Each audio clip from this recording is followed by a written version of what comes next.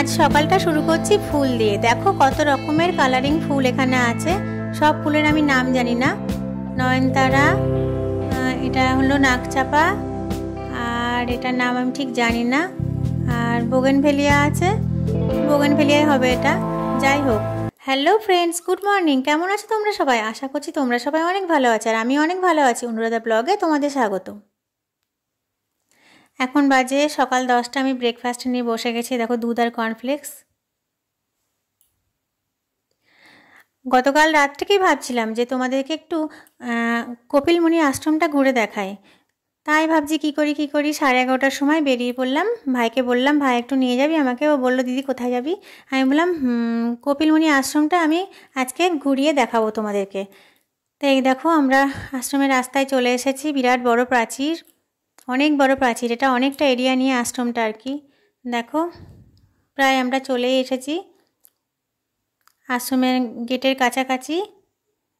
এই দেখো, এটা আশ্রমের মেন গেট। আরও একটা গেট আছে, আমরা এই ফার্স্ট গেটটা দিয়ে ঢুকলাম, সেকেন্ড গেটও আছে। এই সেই কপিলমুনি আশ্রমের মেন গেট। বহু প্রাচীন এই আশ্রমটি। এই আশ্রমের দুপাশে লেখা আছে অনেক নিয়মাবলী, আশ্রমের যে সমস্ত রুলসগুলো আর কি লেখা আছে, আর কটা থেকে কটা পর্যন্ত খোলা সেটাও লেখা আছে। এই দেখো আমরা চলে এসেছি। চারদিকটা দেখাই তোমাদেরকে। বিরাট বড় প্রাচীর দিয়ে ঘেরা, অনেকটা জমির ওপর এই আশ্রমটা। এই দেখো আমি বাইক থেকে নামলাম। প্রচণ্ড গরম আজকে, মেঘলা তো, মেঘলার দিনে গরমটা বেশি হয় আর কি। তো যাই হোক, এই দেখো নিয়মাবলীগুলো দেখে নিও। দুই সাইডে দেওয়া আছে, কখন কখন আশ্রম খোলা হয়, কখন বন্ধ করা হয়, সব দেওয়া আছে এখানে। চলো আশ্রমের ভিতর আমরা প্রবেশ করি।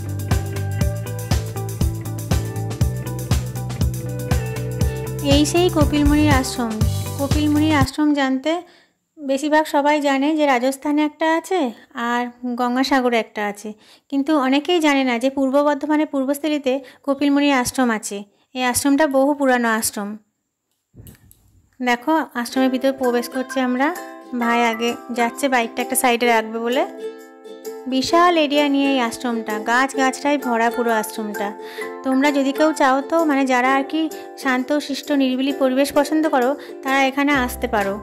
এই আশ্রমটা খুবই শান্ত শিষ্ট নিরিবিলি পরিবেশের মধ্যে দিয়ে আর কি তোমরা চাইলে এখানে বসে অনেকটা সময় কাটিয়ে যেতে পারো। এই দেখো কত গাছ দেখো, গাছে গাছে ভর্তি পুরো আশ্রমটায়। অনেকটা জায়গা নিয়ে, অনেকটা এরিয়া নিয়ে এই আশ্রমটা তৈরি হয়েছে। এই দেখো দেখাই তোমাদেরকে, এগুলো সব সমাধি মন্দির। এই দেখো এক একজন স্বামীজির এক একটা সমাধি মন্দির। এটা মন্দিরের পিছনটা। চলো সামনেটা নিয়ে যাই তোমাদের। এই দেখো সামনেটা। আর এই যে পাশে আছে যজ্ঞকুণ্ড, এটা একটা যজ্ঞকুণ্ড, এখানে যজ্ঞ হয়। এই দেখো আশ্রমের দুপাশ দিয়ে আর কি গেটটা দেখা যাচ্ছে। এই সাইডেও একটা দরজা আছে, ওই সাইডেও একটা দরজা আছে। দেখো খুব সুন্দর আশ্রমটা কাজ করা। এই দেখো বহু পুরানো প্রাচীন একটা অশ্বত্থ গাছ, পরে আমি দেখাচ্ছি এটা। এই দেখো স্বামীজিদের সব সমাধি। এগুলো কি অপূর্ব, কি সুন্দর, শান্ত শিষ্ট মনোরম পরিবেশ। তোমরা চাইলে এখানে আসতেই পারো। পূর্বস্থলী স্টেশনে নেমে টোটো চাপলে টোটোকে বললেই ওরা নিয়ে আসবে তোমাদেরকে। আমি এখানে ব্যাগটা একটু রাখলাম, ভাবলাম একটু বসি। বসলে মনটা ভরে যায়। যদি চুপচাপ বসেও থাকো তাও দেখবে মনটা ভালো লাগবে তোমাদের। এই সেই বহু পুরনো অশ্বত্থ গাছ, বহু বছরের পুরনো গাছ এটা। এই গাছটার হিস্ট্রি আমি খুব একটা জানি না, যেদিন জানবো তোমাদের সাথে শেয়ার করব। এই দেখো বহু পুরানো গাছটা। আর এই সেই যজ্ঞকুণ্ড, এখানে কোনো একটা টাইমে যজ্ঞ করা হয়। কোন টাইমটা সেটা আমি ঠিক জানি না। তারপর দেখো চলো দেখাই। এই পুরোটা আশ্রমের সম্পত্তি। অনেকটা এরিয়া নিয়ে, বেশ কয়েক বিঘা জমির উপরে আশ্রমটা তৈরি। এই আশ্রমে সব রকমের চাষ করা হয়, শাক সবজি থেকে শুরু করে এদের নিজস্ব কাঠ আছে, সব কিছু আছে। এটাও একটা সমাধি মন্দির।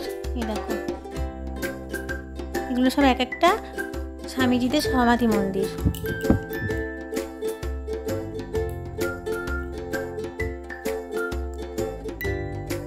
অপূর্ব অপূর্ব শান্ত শিষ্ট মনোরম পরিবেশ। কেউ চাইলে কারোর মন খারাপ থাকলে একা অনেকটা টাইম এখানে বসে সময় কাটিয়ে যেতে পারে। এই দেখো আশ্রমে এই একটা রুম আছে, এই একটা বিল্ডিং যে সাইডেরটা, এই রুমটায় আর কি এদের আশ্রমে যে সমস্ত সবজি চাষ করা হয় সেগুলো স্টক করা হয়। আলু টালু, পটল, ঝিঙে, ঢ্যাঁড়স যা যা আর কি চাষ করে, এরা সব কিছু চাষ করে নিজেরা, তো এইগুলোকে আর কি স্টোর করা হয়, এখানে স্টক করা হয়। আর এ দেখো এই যে দু সাইডে যে কক্ষগুলো দেখা যাচ্ছে, এটাও একটা মন্দির, এটাও একটা মন্দির। ওইদিকে একটা গেট আছে, এটা সেকেন্ড গেট। এই দেখো আসলে আমরা এমন টাইমে আজকে পৌঁছেছি যে কি বলবো, তখন গেট বন্ধ করার টাইম হয়ে গেছে। তা ওখানে একটা কাকু বলছেন যে মা তোমরা আবার বিকেল 4টে থেকে 6টা পর্যন্ত এসো, এখন তো গেট বন্ধ করার টাইম হয়ে গেছে। আমরা বললাম কাকু আমরা তাহলে তো ভিতর দিকে ঢুকতেই পারলাম না। বললো না মা তোমরা বিকেলে আবার এসো, এসে তখন ভিডিও করে নিয়ে যাও, এখন তো গেট বন্ধ করার টাইম হয়ে গেছে মা, তাই আমরা আর কি যেটুকু সম্ভব হলো ওইটুকু টাইমের মধ্যে দেখাচ্ছি। এই দেখো এই সাইডে যে বিল্ডিংগুলো দেখছো, এখানে সব সাধুরা থাকে, এখানে মহিলা পুরুষ সবাই আর কি থাকে। তো সাধুরা আর কি এই আশ্রমে থাকে, এখানেই কাজকর্ম করে ওরা খেটে খায়। এই দেখো কি সুন্দর পরিবেশ, দেখো কত ফুলের গাছ দেখায়। শীতকালে এখানে আরও বেশি করে ফুল হয়, গরমকালেও ফুল থাকে, 12 মাসই থাকে। এই দেখো রঙ্গন ফুল দেখো কি সুন্দর। এই দেখো চায়না টগর আছে, নয়নতারা আছে, আর কি কি আমি ঠিক নাম জানি না, যে কটা সম্ভব হলো দেখালাম।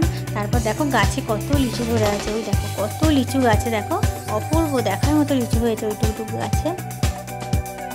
তারপর চলো তোমাদেরকে ঘুরে যেটুকু সম্ভব হলো ওই টাইমের মধ্যে সেটুকু দেখাচ্ছি। এই দেখো এই যে রাস্তাটা যাচ্ছে, এইদিকে প্রচুর জমি আছে, আরও আছে, ওইদিকে রাস্তাটা এখন টাইম নেই। দেখো এই সাইডে আছে একটা বড় পুকুর, দেখো চলো দেখাচ্ছি আমি। এই ফুলগুলোর নাম না আমি ঠিক জানি না, বলতে পারলাম না, তোমরা কেউ জানলে আমাকে কমেন্টে জানিও। এই যে এই ফুলগুলো, এই ফুল আমি ঠিক বলতে পারলাম না, তোমরা কমেন্ট করে আমাকে জানাবে। ওই দেখো আরও আম গাছ আছে, কাঁঠাল গাছ আছে, অনেক গাছ আছে। এই দেখো এই সেই পুকুর, এখানে অনেক বড় বড় সাইজের মাছ আছে।